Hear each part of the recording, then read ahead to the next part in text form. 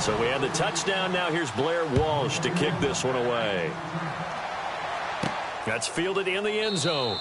And not wanting to risk anything here late in the half, he'll just take a knee and they'll bring the football out to the 25. So here come the Lions now. And from this spot in the field with the clock where it's at, you think we're just going to see a knee and that's it? And I think in this situation, that's the proper play. But we do know there's some risk takers out there that may want to take one more shot before the clock runs out. And that's off the mark, incomplete. So we have reached halftime here in an 11-point contest. As we'll send you down to Orlando as we check in with Larry Ridley and our EA Sports halftime report. Larry? So both teams have their marching orders, and we'll get going again here in quarter number 3. That'll be taken in the end zone. And a couple yards deep, he'll go to a knee. He won't return it. And they'll take it out to the 25.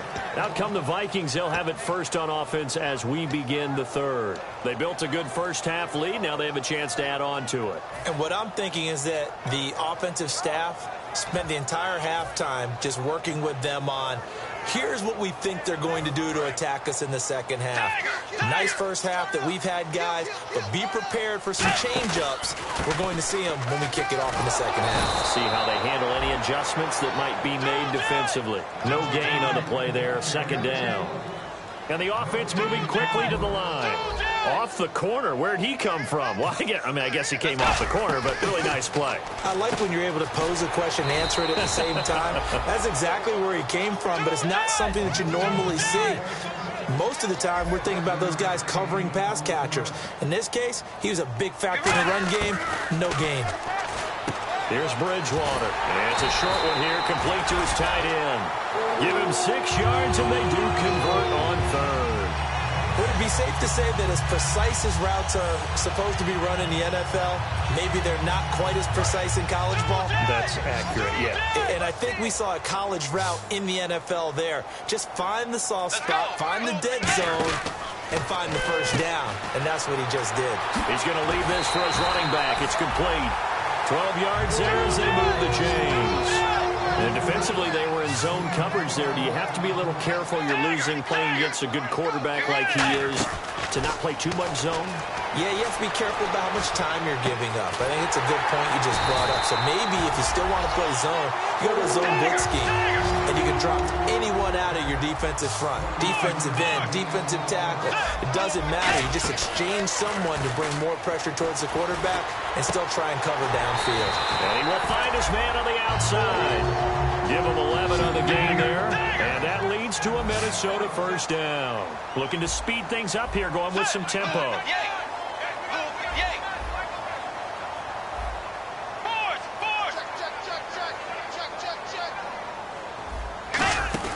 From the red zone now, Bridgewater. He's got the connection over the middle to Diggs.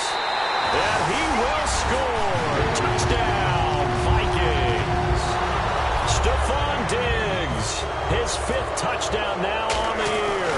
And the Vikings find a way to stretch their lead. And he's got it up and through.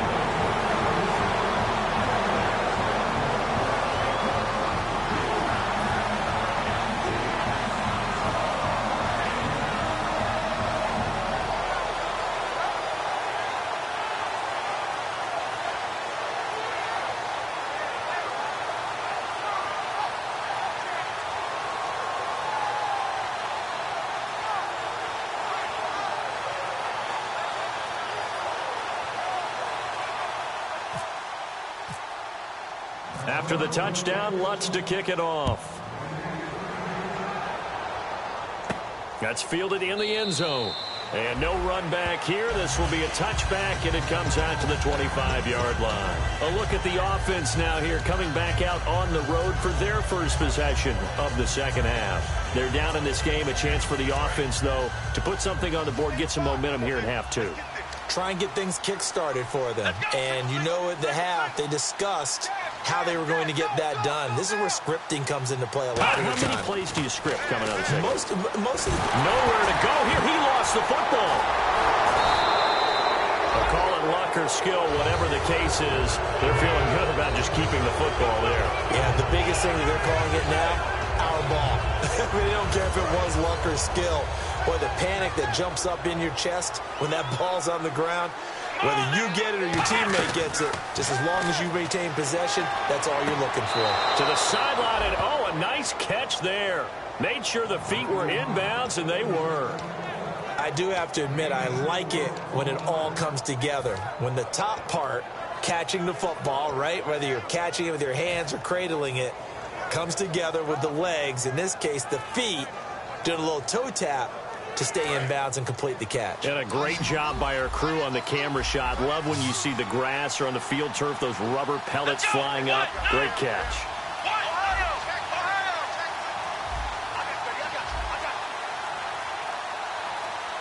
The play clock's running down. They're going to look to throw. And that is incomplete. Golden Tate, his intended receiver. And it brings up 4th down. It's a tried-and-true formula, and I don't think it'll change for as long as we play football. If someone's trying to throw the ball and you can put pressure on them and make it tough, that's only going to help your defense. Yeah, he sensed being hurried. He got rid of it before taking the hit, but incomplete. A big boot that time. 57 yards the official distance. And out will come the offense as they take over. And now out comes Minnesota. And that last drive, a long drive, but not just that. They had a great air attack going. Do they stick with that? I would think that they would, because if they were competent enough to do it on the last drive, starting backed up in their own territory, why would you change anything? They've got to be confident about what they're presenting and continue to do so. Yeah, because the secondary, now he's hit, and Bridgewater loses the football. So they escape, so to speak, maintaining the football. Defensively, though, opportunity miss. It definitely was, because that's all defenses talk about. Getting the football and either advancing it the other way or just getting possession and turning it over to their offense. That can be a little bit deflating. You're exactly right. A lost opportunity. I'm not sure they could have had a better call there for the defense. Blitz was called, and they're setting up for a draw. When you're blitzing, you're likely to beat them to the punch because they're going to take a little extra time to set up. Talk about the offensive line. In this case, you'll get into the backfield before they can get set up. And this is going to be incomplete. Well, the numbers have been good in the passing game, and certainly a big reason why they have the lead. But now here, third quarter, maybe go to the run game a little more? Yeah, perhaps. I mean, after that incompletion, a little credit to the defense for shutting them down on that play. Maybe you try and run the football a little bit more in this spot, but they have to feel good about how they've been throwing it overall. A big kick that time, 52 yards. And the Lions will take over. Here's the Detroit offense now as they head back out onto the field. And on the last go-around, they really couldn't get anything going. They had to punt from deep inside their own territory, which means you're going to lose the field position battle as a general rule. What they're looking for now is a little more consistency, move the ball at least a few times on offense, get a couple of first downs, and hopefully flip the field. Yeah, just something to build off of. That's what they're looking for here. Oh, the ball comes out on the hit, but they'll say it's incomplete. So much of this game is about leverage. We always talk about low man wins in the trenches. Well, it's like that in just about every position. And sometimes, if you lose that leverage and you're losing the battle, just jump up at the line of scrimmage and try and bat the ball away. And that's exactly what happened there. And boy, that one drops incomplete. But if he was hit a fraction sooner, it may have been a fumble. Well, the pressure, the hits, the sacks have been coming at him all game long. I'm frankly surprised that they haven't found a solution yet to create more time for him to throw it or maybe change what they do on offense. And that's one of the biggest differences in this game and why they're losing right now. On third down, he'll drop to throw. He sets to fight, and that's caught inside the 30. A big gain of 39 on third. And at this stage, down in the second half, looks like they just wanted to find a way to get it in the hands of their playmaker, and they did. I think you're exactly right. I don't think the coordinator's looking at his play sheet and trying to figure out which play will work well. He's trying to figure out how to get the ball to the playmaker that you just described. Looking down at that sheet, you find people plays, not necessarily X's and O's, and that's exactly what they did there. Unable to connect on the first down pass play. Now it's second down. They'll stick with the passing game as he looks to throw. Ebron caught left side. 8 yards on the completion, but now they face third down. And they're going to speed things up here. Ohio! Here we go! They'll go to the air here on 3rd and 2. And he couldn't hang on to it through the contact. Incomplete.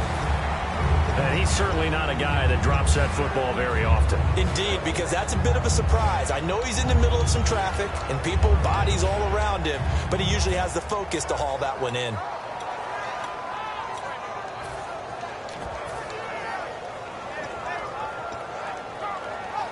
I guess they figure they got to start taking some chances. Here's a big one in this 3rd quarter as he'll go for it on 4th down. Time running out here on the play clock. They'll set up a throw. And Wilson has it. And he will have the 1st down inside the 10 to the 9-yard line. Well, the field goal attempt was well in hand. They had that, but they decided to go for it anyway. Extreme confidence, it looks like. Yeah, but I bet the defense is going to remember this one, right? They kind of rubbed their nose in it. Now a play fake here on 1st down. And no escaping this time as he'll go down. They got him for a sack. Jadeveon Clowney in there to record another sack. Their 6th of the afternoon.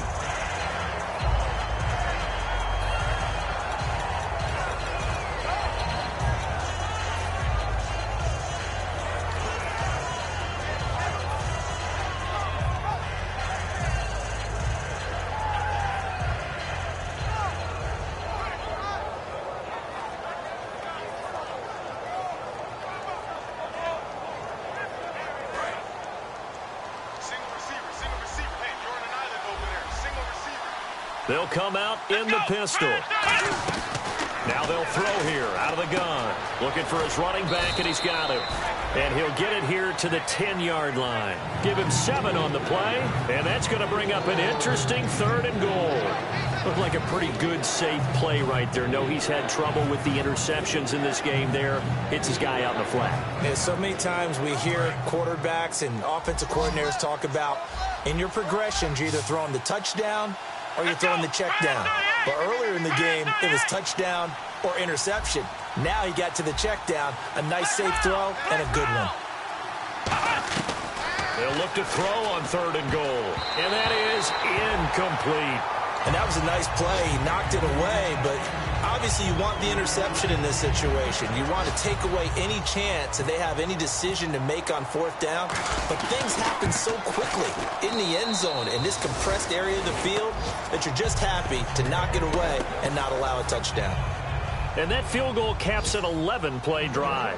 That's a lot of offense to run to only get 3 points, but they'll take them. Anytime you can put anything on the board, you run to your sideline somewhat happy. That'll be taken in the end zone. And with a new rule, that decision to bring it out will cost him about 5 yards as he only gets to the 20. The Vikings offense now, they get ready to head back on the field. They've got the lead. Last time had to punt it, though. What's the key to this drive? I think it's leverage. Leverage. Big guys up front. You know the motivational speech on the sideline is, guys, give us an opportunity. Protect the passer, create space for our runners, and let's go ahead and get these guys. Low man wins. Let's go do it on this drive. We'll watch that leverage on this drive. Bridgewater now looking to throw on 1st. Steps away to his left. Now he'll throw deep left side. He couldn't quite hold it. Got hit. Ball pops out, incomplete. Well, they went for the big play there, but that drop could really hurt their momentum.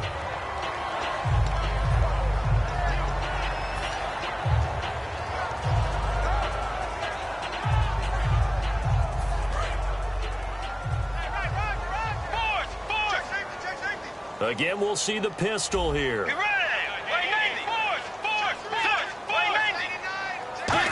Another pistol look here. The throw left side complete to Treadwell.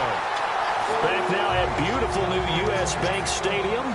It's the Vikings in possession of the football and the lead. They'll be looking to add to that total as we begin quarter number 4.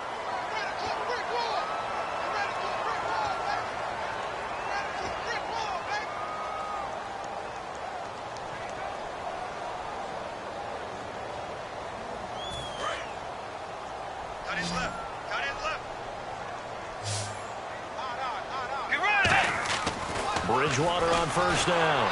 And no escaping this time as he'll go down. They got him for a sack. It'll be a loss of 7 on the sack, and it brings up second. And now they're in the hurry-up.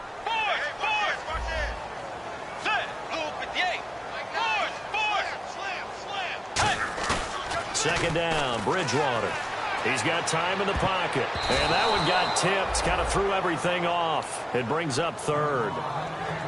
I wouldn't be shocked at all right now if there's a look of surprise on the big fella's face because he had the route that he wanted, running the corner, and usually he's able to use his body and catch the football, but a really nice play by the defenders, able to knock it away. Let's go, let's go! Let's go! Third and long for Bridgewater. And this is going to be incomplete. Cordero Patterson, the one he was hoping to get it to. And it's fourth down. Here's Jeff Locke now. On for his second punt. He'd take a repeat of his first.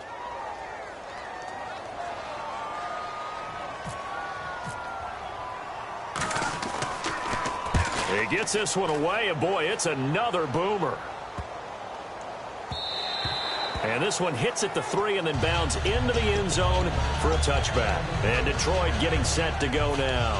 And they had 3 points last time, but they didn't want 3 points because they were well within range of scoring a touchdown. We'll see if they can do better now. I'm with you on that one. Let's just go ahead and be frank about the whole thing. The only one happy about the 3-point The kicker. Exactly. He put it through the post. That's going to help him at contract time. But that offense, they're thinking, let's get in the end zone this time. I don't know if that helped him at contract time. You could have kicked that one through. I don't know about that. Toe bash. I don't know about that. Bashed it. Super toe.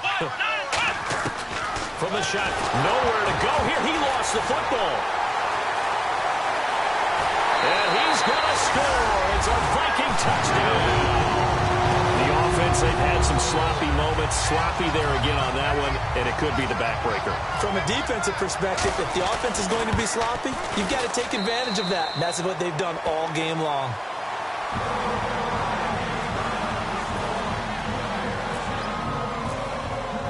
So here's the kickoff now as he'll get it again following that fumble return for a score. That's fielded in the end zone. And no run back here. This will be a touchback, and it comes out to the 25-yard line. And Detroit getting set to go now.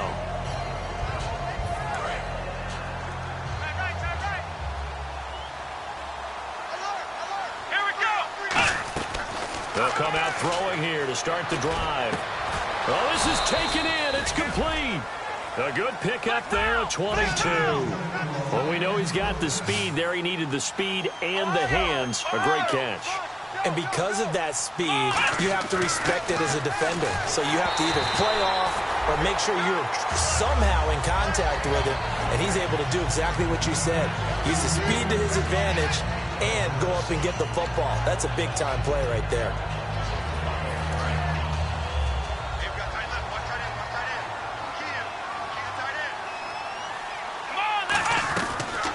Second and 10, he'll look to throw again. And this is caught. I think he got that with one hand. A really nice gain of 25 yards. A great job pulling that one in from a guy, as we know, who can really blaze. He's got a lot of speed. And that speed can work for him so many different ways. Sometimes he just takes off and goes and just runs past people. Sometimes you get people to back off so far that you can catch everything underneath. But still, at some point in the game, you probably have to make some contested catches, right? Sometimes you have to go up and beat a defender for the... And he takes this one in for a Lions touchdown. Eric Ebron, his first touchdown on the year. And the Lions are able to draw a bit closer. The tight end position has always been dangerous, especially in the red zone, short field. But now even more so because these tight ends aren't necessarily the tight ends of old. They're the rocked-up wide receivers who have a little bit more speed. Way harder to cover than before. This fielded a few yards into the end zone. And last year, that would have been a net gain of 5 on the return. This year, he stopped where he would have been if he had taken a knee, and that's at the 25. The Vikings offense now heading out to take over. They're out in front. Last time they had to punt it away. We'll see if they can add to their lead now. They don't want to go out and punt it away again. This team now wants to get a cushion put people away. They want to run their offense and have it end up in the end zone. That one goes for 13 yards, and it moves the sticks. And now it looks like they're going to be in the hurry-up. And defensively, they just don't seem to have much of an answer for this passing game. Not at all. Look at the confidence that's exhibited here with that type of a lead. And no escaping this time as he'll go down. They got him for a sack. Ziggy Ansah in there to pick up his second sack now of the afternoon. They come out 5 wide, 3 of them to the right side. A second down throw for Bridgewater. Throwing right, and that's complete. And getting this just shy of midfield, they'll spot it at the 49. He's played a great game. It continues right there, even with this lead, confident to throw the pass and have the reception made. There's no doubt who the leader of their team is there? There's no doubt who they want to ride all the way to the finish. Because strategy would tell you, run the football, run the clock down. Instead, they're letting him throw it because they feel that confident in what he's getting done. They're going to hurry back to the line now. Now Bridgewater. A dump down to McKinnon. And he'll get into the end zone. Touchdown, Minnesota. Jerick McKinnon with 2 touchdowns on the season, both in this game. And the Vikings are going to add on to their lead. And his kick is good.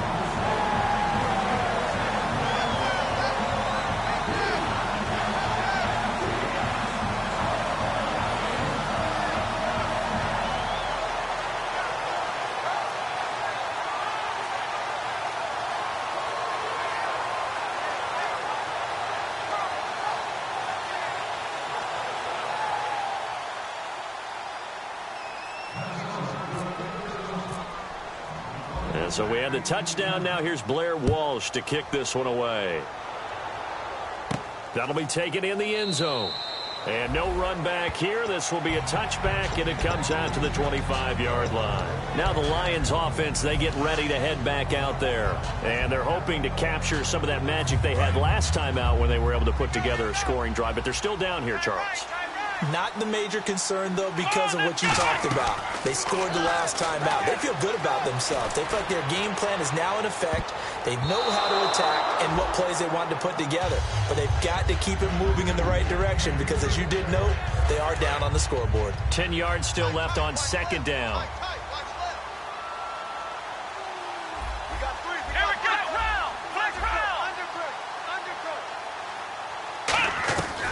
Now a shotgun snap as they'll look to throw. Oh, a scrap for the football, and he's going to come down with it.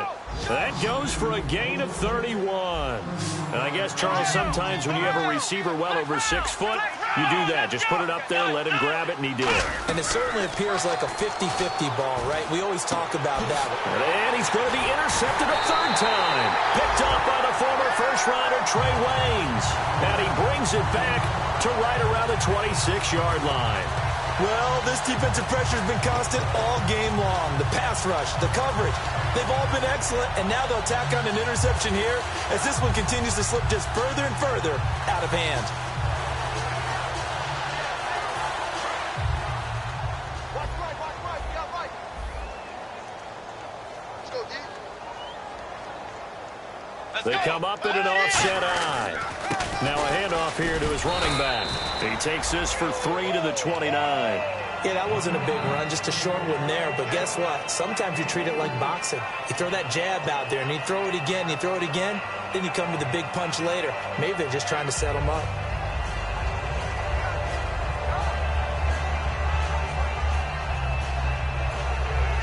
Second down following the run. I got him. Let's go. Halfback sent in motion. 180. Bridgewater now on second down. And he can't get rid of it. He's taken down. Jason Pierre-Paul in there to record another sack. Their 6th of the afternoon. And they're going to hurry back to the line now. Let's go. Force. Check three. Force. Get ready. Force. And the Lions going with an extra DB here on third down. Here's Bridgewater. Wide open receiver complete. time for a break. This one, all over but the shouting. We'll finish it after this. Fresh set of downs here.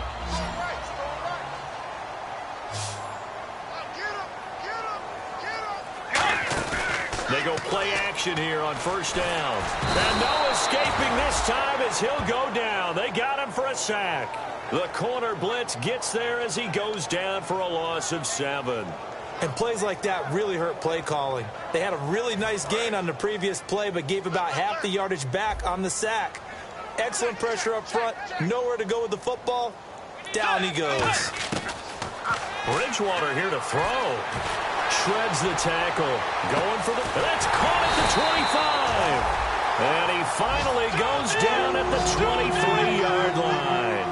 And they just had another big completion there. And I think in days gone by in the NFL, you might have asked, is this a little bit of overkill? Is this rubbing it in? I don't think people feel the same way nowadays. It's the age-old argument. Then you could say on the other side, if you're going to get angry about it, stop it, right? Go ahead and stop me. And I think a lot of the times they just look at it like, let's just play the game. And however it turns out, it turns out. But depending on the team, they call that an explosive play or a chunk play, the one that they got on the previous one.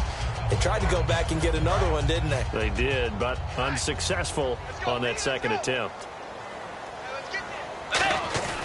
On second down, Bridgewater again. But when this ball's tipped and intercepted, a great read and it's picked off. And the return just out across the 15 to the 16-yard line. Here's the Lion offense now as they get ready to take over. They're down big here late. I don't know. You just one last drive here for pride? Some people like to do that. I remember playing for a guy once we were down huge, and someone said, Coach, what do you want to call? And he's going to be grabbed and pulled down. Emerson Griffin in there to sack him for a loss of 6. Boy, he came in off the edge so quickly there. Look out, because that's exactly what it was being shouted by the offensive lineman to his quarterback because he had no chance to block him. They'll give it to him right up the gut. And they'll lose a yard that time, and that's going to lead to a third down. When you're putting together a formula for winning defense, it's exactly what we're seeing in this game. Controlling the line of scrimmage, attacking, and changing everything so that now they're playing in the offense's backfield. They're playing an excellent game. Just a gain of 2 there, and it's going to bring up a fourth down. As much as I praise teams for being true to who they are, in this situation, I wonder if maybe they outguessed themselves a little bit. Third down, seemed like an obvious passing situation. They chose to run it and didn't get anywhere close to the first down.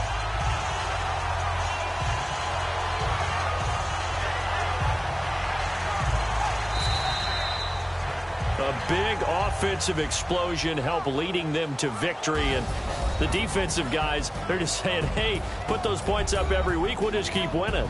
They will gratefully accept them, won't they? It makes their job that much easier when they're scoring that many points. Allows them to play with a totally different style and a different flow.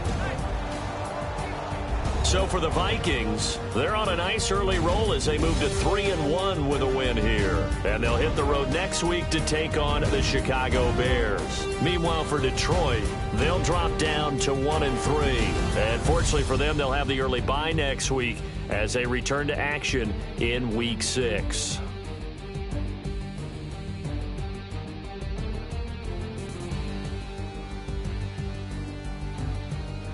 So that'll do it for us. For my partner,